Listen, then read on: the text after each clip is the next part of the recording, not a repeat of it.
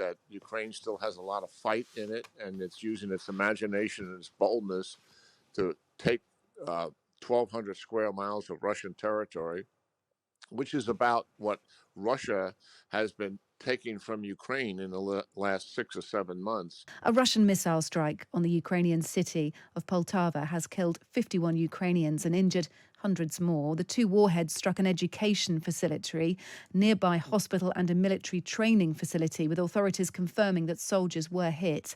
This comes after Ukraine's incursions into Russia's Kursk region, their first foray into Russian territory since World War II. Let's speak to General Jack Keane, retired four-star US Army general, former Vice Chief of Staff of the US Army and Chairman of the Institute of the Study of War. Good evening to you, General Jack Keane. Yes, good evening. Delighted to be here. General, I wonder if the location of this attack is significant. A military training facility targeted. This would, of course, go against international law, but we know that Russia's never been particularly shy in this area before. Tell us about the significance of the strike. Well, I think the target has something to do with it, but also because this hasn't been a focused place in the past. I think they were expecting to achieve some surprise, and they may indeed have achieved that. From what I understand, is that from the time they detected the inbound ballistic missile, now this is a ballistic missile moving much faster, obviously, than a drone or a rocket or a normal missile. From the time that they sighted it and the sirens went off, the people were moving in a direction of their bunker systems and protection, underground protection.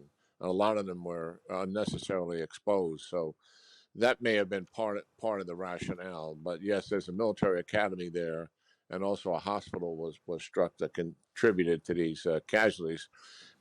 Larger picture, Russia has definitely stepped up their air campaign in 2024. Largely to take advantage of the lack of interceptors that the Ukraine has by the delay of much of those interceptors from the United States due to the political delay in the Congress of the United States. Much of that now is rolling in there, but still it's not at the level that it used to be, where they were taking out 70-80% of all things that were fired at them, to include drones, rockets, and missiles. So their air campaign has been more successful. What they've been trying to do, for your audience to understand, is break the will of the Ukrainian people, force them to pressure the government to submit to a diplomatic and negotiated settlement. And every indication we have, that is not happening to the Ukrainian people, even though their casualties have gone up and even though more of the energy infrastructure has been destroyed. But Russia, I think, is going to continue to pursue this. The problem here is, look at this. They're firing ballistic missiles from deep inside Russia at Ukraine. And Ukraine has missiles they can fire, not ballistic missiles, but long-range missiles that go 300 kilometers in length. They're referred to as an Army Tactical Missile System, or a TACMS.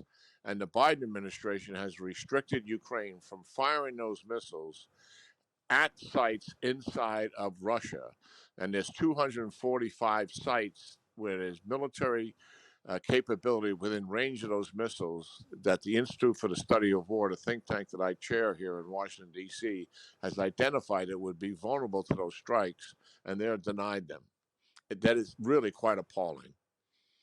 So your assessment would be what on that? You would like to see that denial reversed? Yes, let Ukraine use these missiles for their intended purpose and strike the very bases that the Russians are using to launch offensive attacks, ground attacks against Ukraine, as well as deep strike attacks that we're witnessing here. Yeah. Does that and many of those sites, not all of them, but many of them are within range of those missiles. Yeah. Does that then not aggravate the Kremlin, President Putin, even further? We know that this is, likely a retaliation in part because of the incursion into Russia's Kursk region by Ukraine. So is there a delicate balance to be had here, or do Ukraine need to just go all out, target where those missiles are being launched from, but also think about taking more territory? Well, the Ukrainians and most all the European countries agree with the last thing that you said, is that Ukraine should be able to fight the invader in Russia as well as in Ukraine to depose them and get them out of their country. Uh, and certainly, it's unprecedented that a country is restricted from firing into the very country that attacked them. And that's what the United States is doing. Their fear is, well, Russia could escalate to the use of what? Nuclear weapons? The Europeans, as a group, the EU and NATO, put that aside last year and realized that was a bluff. It doesn't make any sense. They have not escalated. They have certainly used the rhetoric to demonstrate that they're willing to. And the Europeans, as a result, have started up their game and forced the United States to provide tanks, forced the United States to provide long range missiles, the ATACMS as an example, and forced the United States to provide F 16 training, and the F 16s themselves in the European countries that could train Ukrainian pilots and actually provide those advanced airplanes.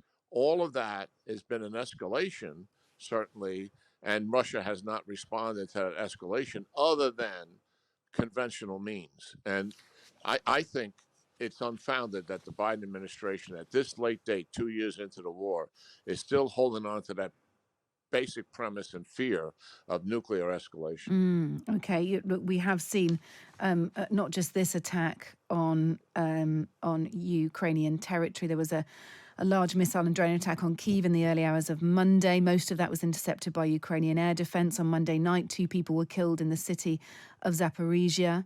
The Ukrainian President Volodymyr Zelensky has been speaking to NBC News tonight, General Jack Keane.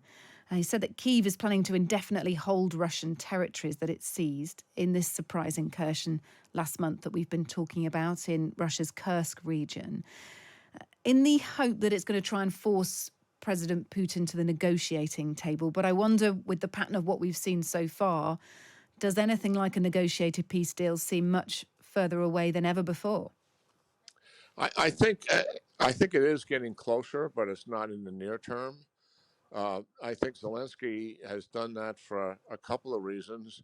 One, strategically, to demonstrate that this war is not at a stalemate, that Ukraine still has a lot of fight in it, and it's using its imagination and its boldness to take 1,200 square miles of Russian territory, which is about what Russia has been taking from Ukraine in the last 6 or 7 months by their grinding offensive operation.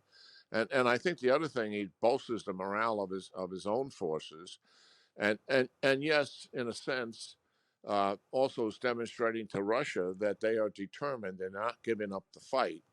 And I think Zelensky is much more persuaded of a negotiated deal at some point in a way that he has not been in the past.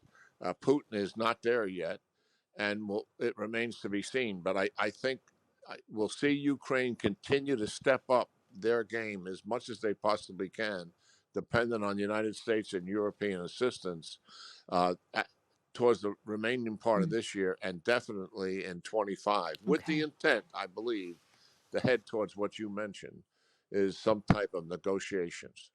Look, it's been fascinating speaking to you. As always, hugely appreciated. General Jack Keane, retired 4-star US Army general.